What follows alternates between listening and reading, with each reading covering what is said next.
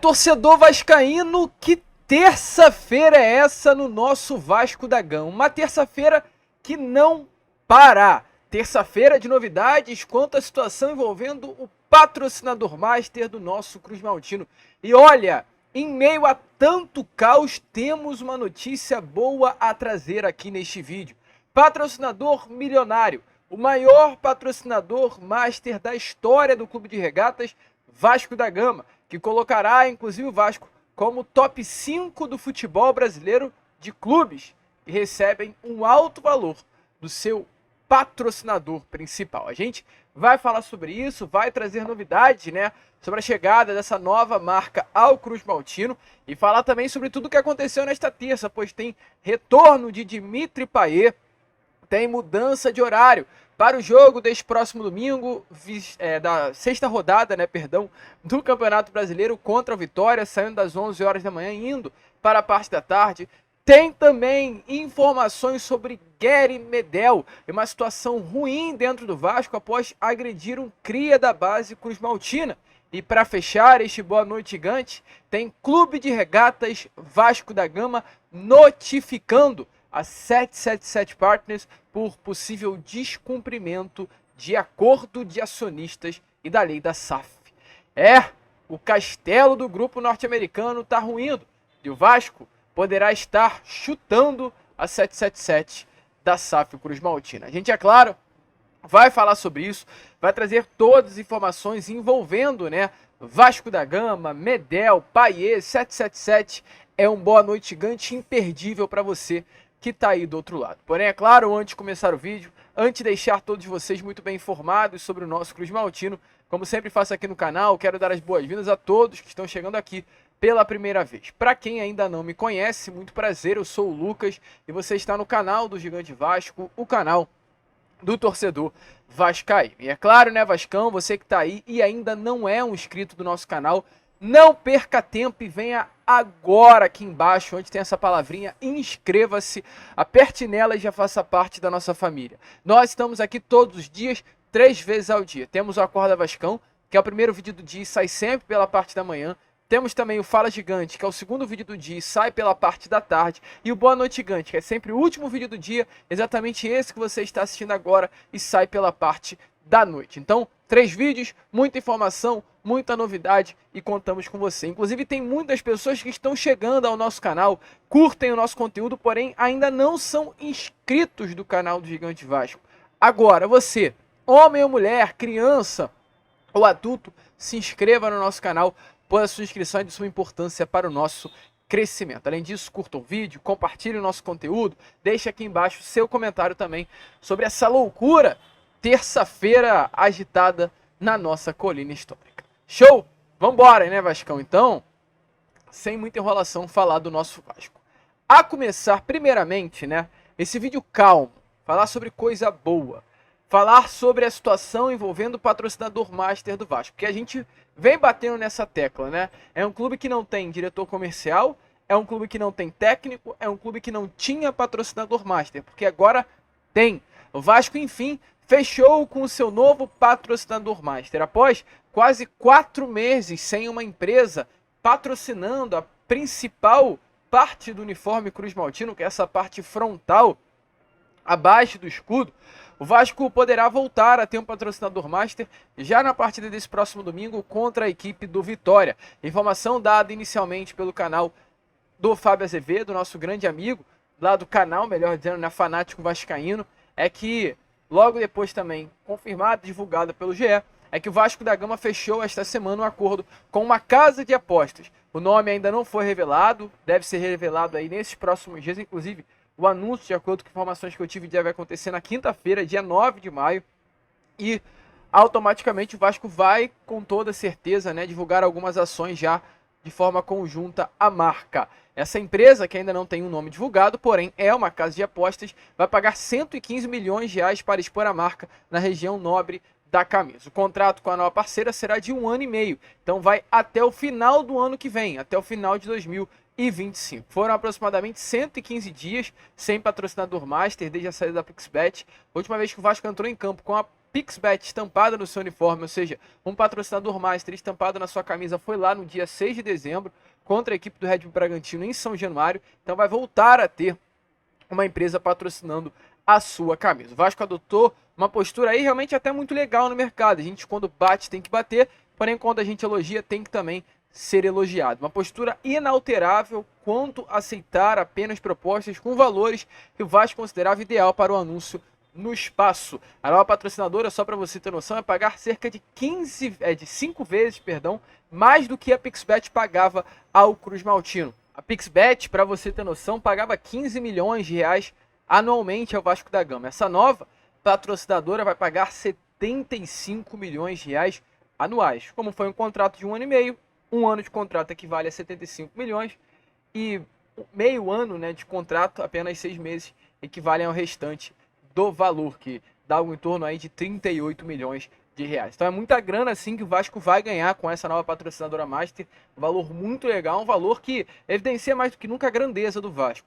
Com essa nova patrocinadora master, o Vasco se torna aí uma das 3 maiores equipes a ganhar com a sua empresa que tem a marca nobre, né, a parte nobre do uniforme Cruz Maltino. Volto a repetir, isso evidencia a grandeza do nosso Vasco. O Vasco é um clube hoje que está na zona do rebaixamento. O Vasco é um clube hoje que internamente passa por esse problema envolvendo o grupo norte-americano, que não se tem confiança alguma de uma empresa colocar grana dentro do Vasco da Gama.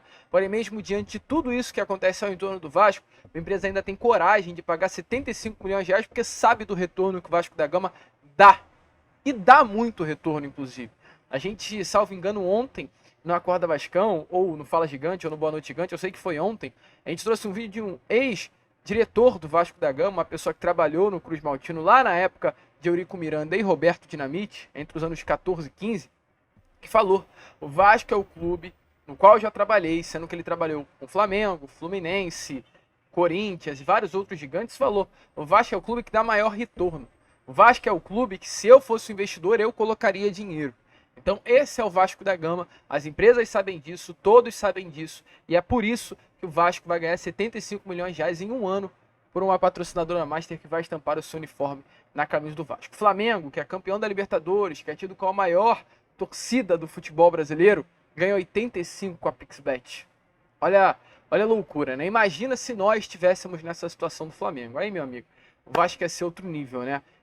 É muito dinheiro assim que realmente o nosso Cruz Maltino poderia ganhar com patrocinador, com venda de ingressos, com venda de uniformes, porque a torcida do Vasco é uma torcida muito diferente e é por isso que a empresa ainda tem coragem de investir 75 milhões ao nosso Cruz Maltino. Volto a repetir, quando temos que criticar, criticamos, quando temos que elogiar, elogiamos. Uma baita grana que o Vasco vai receber. A única dúvida, a única preocupação é o que será feito com esse dinheiro. Tomara que o grupo norte-americano não venha e pegue, né, a grana para eles, assunto que já iremos falar com vocês. Falando em outra coisa boa, porque foi uma terça-feira assim muito movimentada com várias notícias, a gente tem a informação, por exemplo, que para a partida do próximo domingo, Dimitri Payet voltará a campo. Payet foi poupado nos últimos 2 jogos do Vasco, contra o Atlético Paranaense na Arena da Baixada no Paraná e contra o Fortaleza na Arena Castelão no Ceará, mas voltará para a partida desse próximo domingo contra a equipe do Vitória. O francês foi submetido a um trabalho especial na última semana para que ele ganhasse mais confiança e, acima de tudo, força após ser submetido a tratamento para uma lesão no ligamento colateral medial do joelho. A intenção de tirar Payet desses jogos fora do Rio de Janeiro é para que o atleta conseguisse ter aí essa confiança maior e fazer um tratamento mais intensivo e especial. Payet, de acordo com informações, vinha tendo muito medo durante os treinos de utilizar o seu joelho e acaba tirando a mobilidade do atleta. Então, exatamente por esse motivo foi feito um trabalho especial de foco, né, no fortalecimento muscular do jogador, no ganho de mobilidade. Automaticamente, com esse tratamento especial, ele foi ganhando mais segurança para executar os movimentos e se manter no time de maneira definitiva. Treinou hoje, pela parte da manhã, no CT Moacir Barbosa, vai treinar amanhã também, quarta-feira, e tem até domingo para se preparar para esse jogo importante e decisivo contra o Vitória no Caldeirão. E falando em Vitória no Caldeirão, jogo mudado o horário.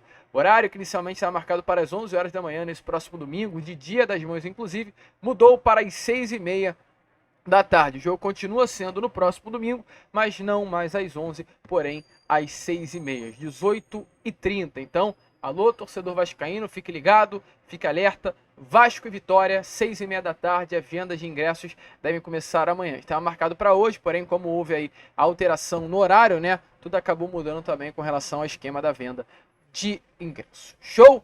Vai pro jogo?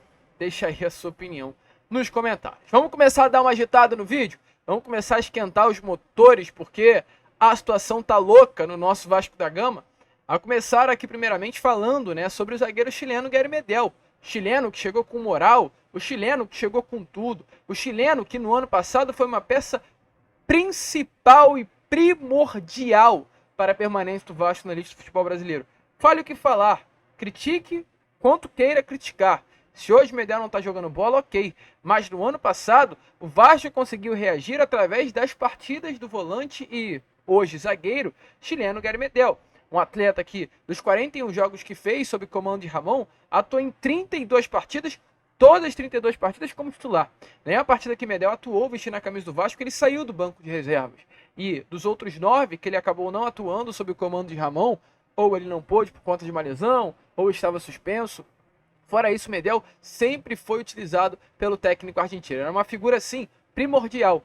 Medel acabou não atuando, né, contra as equipes de Fluminense e também do Red Bull Bragantino, porque estava viajando ao Chile quando a sua mãe passou por um problema de saúde. Fora isso, Medel sempre foi uma peça importante. No ano passado, ao lado, né, do técnico Ramon e do auxiliar Emiliano, ele também conseguiu uma grande amizade com essa comissão técnica argentina. Uma amizade que ia não apenas dentro das 4 linhas, mas também para fora das 4 linhas. Era uma amizade muito forte. Foi isso comentado, inclusive, para nós, e essa informação é já passada para todos, uma panela estrangeira que vinha sendo formada dentro do Vasco. Uma panela onde a gente via Medel, Emiliano, Ramon, Puma Rodrigues, Verrete, muitas vezes juntos, saindo para alguns lugares aqui no Rio de Janeiro.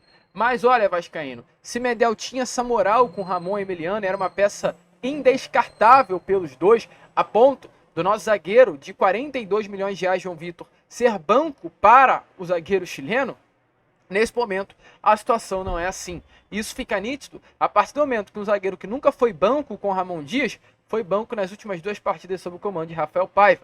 Tanto com relação ao jogo do meio da semana passada contra o Fortaleza, quanto também com relação ao jogo deste último final de semana contra a equipe do Atlético Paranaense. Medel hoje, com o Vasco, sob o comando de Rafael Paiva, é banco de reservas. E hoje vive uma situação muito delicada dentro do Vasco. Com um contrato até dezembro, um desempenho ruim dentro de campo e brigas fora das 4 linhas, Medel deve ter a sua rescisão contratual antecipada para o meio do ano. Pois além de desempenho ruim, o Medel vem se tornando uma peça hoje não vista de uma forma legal dentro do Cruz Maltino.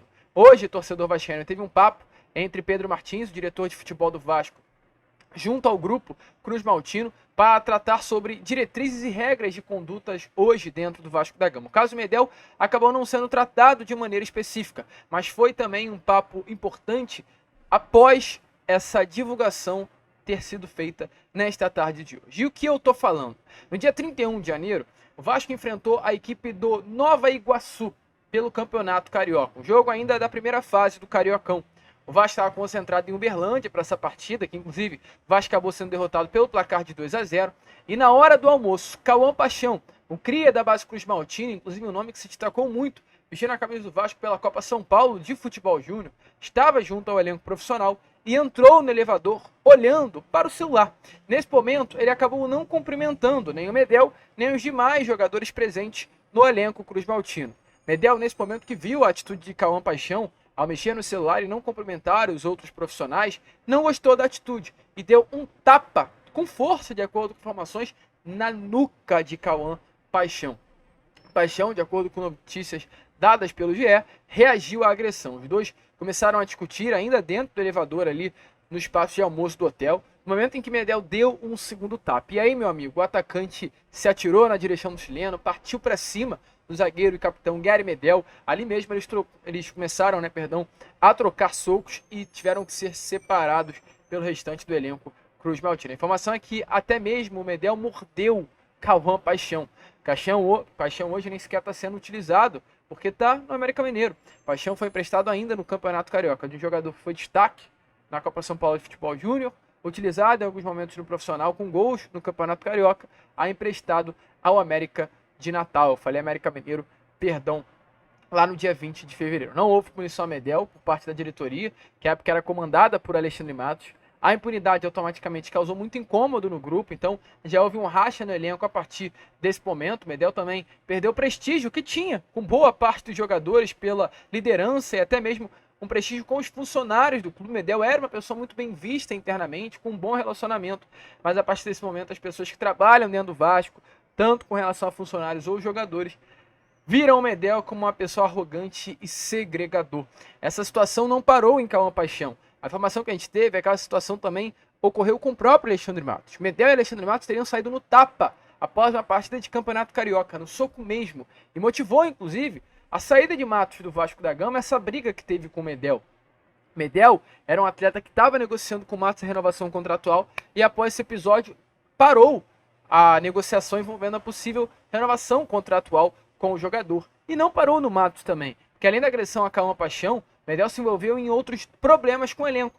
Há cerca de um mês, o chileno se desentendeu com Juan Esforça em um treinamento no CT Moacir Barbosa e após a discussão com um volante argentino jovem de apenas 22 anos de idade, ele começou a chegar mais duro no treino ainda, no momento, ali no argentino. O João Vitor, que é um zagueiro comprado pelo Vasco, que disputa a posição, inclusive, com o chileno Medel, começou a defender o Esforça e até a trocar ameaças com o volante chileno. O zagueiro brasileiro cobrou Emiliano Dias, dizendo que a culpa do mau comportamento de Medel era da comissão técnica, que respaldava muito o chileno, e a gente, assim, talvez não à toa, não viu mais João Vitor ser titular do Vasco sob o comando de Ramon e Emiliano, porque Medel era muito prestigiado, Medel era muito parceiro dos dois, e se tivesse que pender a um lado, o pêndulo sempre caía para o lado do zagueiro chileno. E após João Vitor cobrar Ramon e Emiliano de ter uma postura mais contundente a Medel dentro do Vasco da Gama, a situação e o prestígio de João Vitor com a comissão técnica foi-se embora. Então hoje a situação é essa. O volante chileno está muito mal no Vasco. Eu falo volante porque já é mania, pois o Medel é um volante de origem, mas é o zagueiro e capitão chileno do Vasco. E hoje o Vasco negocia até um acordo para rescindir o contrato de Medel já no meio da temporada. Medel tem contrato com o Vasco até o final de 2024, mas tem um salário muito alto, um salário de R$800 mil por mês. E para ter um jogador com um salário desse tão alto, sem ser utilizado, o melhor caminho pode ser sim a rescisão contratual. Então hoje o Vasco negocia com o zagueiro chileno uma rescisão contratual para que no meio da temporada ele saia do Vasco da Gama. Concorda com isso? Concorda com a rescisão do Medel? Eu vou ser sincero, eu concordo que um jogador ficar assim dentro do Vasco é muito difícil. É ver as cenas dos próximos capítulos, a gente tem que também trazer, tudo que está rolando, mesmo sendo uma situação muito chata. Show, Vascão? Deixa aí, é claro, a sua opinião nos comentários sobre tudo que você acha de toda essa situação. Vamos que vamos, para fechar o vídeo agora, fechar esse Boa Noite Gigante louco, agitado, movimentado, quero falar com vocês sobre o que rolou agora, pois o CRVG, o Clube de Regatas Vasco da Gama, notificou a 777 Partners por possível descumprimento do acordo de acionistas e da lei da SAF. O que fez com que o CRVG notificasse o grupo norte-americano? A gente vem comentando muito com vocês que nesses últimos dias, na justiça, o fundo inglês Leadenhall Capital Partners acusou a 777 Partners, dona do Vasco, de ser um castelo de cartas, ou seja, um grupo controlado por outra empresa, uma empresa controlada por outra empresa. Além de Hall, acusa o grupo norte-americano de dar garantia de empréstimo a alguns ativos no valor de 350 milhões de dólares, 1 bilhão e 800 mil reais, que não pertencem à própria empresa, ou seja, deu como garantia algo inexistente ou que não pertence à própria empresa, ou até mesmo que já tenha sido oferecido para outro fundo, de empréstimo. Além de Hall, a gente foi buscar aqui a vocês, a gente entrou no site da Leadenhall e eles se dizem, uma empresa que oferece fundos dedicados e contas gerenciadas que dão aos investidores institucionais acesso a investimentos vinculados a seguros de vida, não vida e crédito alternativo. Os investidores beneficiam dos retornos atrativos do setor, ao mesmo tempo que diversificam os seus riscos de mercado de capitais tradicionais. Então, é uma empresa de empréstimo. E a 777 pegou exatamente 1 bilhão e 800 mil reais emprestados da Leadenhall Capital Partners. E qual é o grande problema?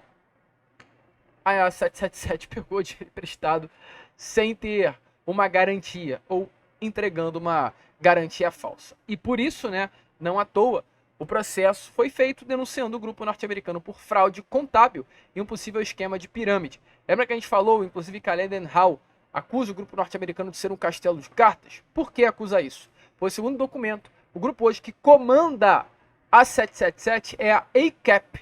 A ACAP é uma outra empresa americana.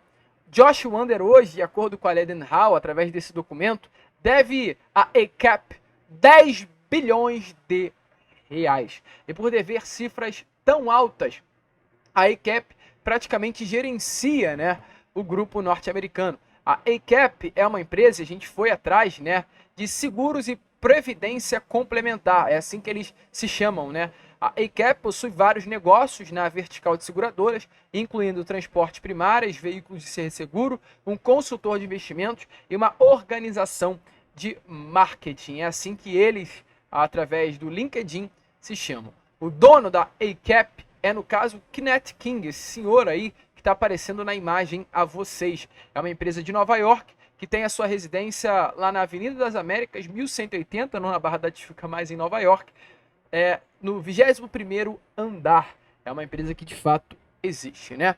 E essa empresa que hoje, através das grandes dívidas que o grupo norte-americano, a 777, tem com ela, estaria comandando a 777 Partners. Inclusive, ao ser perguntado sobre isso, Josh Wander até respondeu. Ele disse assim, ó, sobre a ACAP. Na prática, você está certo. No caso, de acordo com a peça inicial da alação da Leadenhall, Josh respondeu assim, né?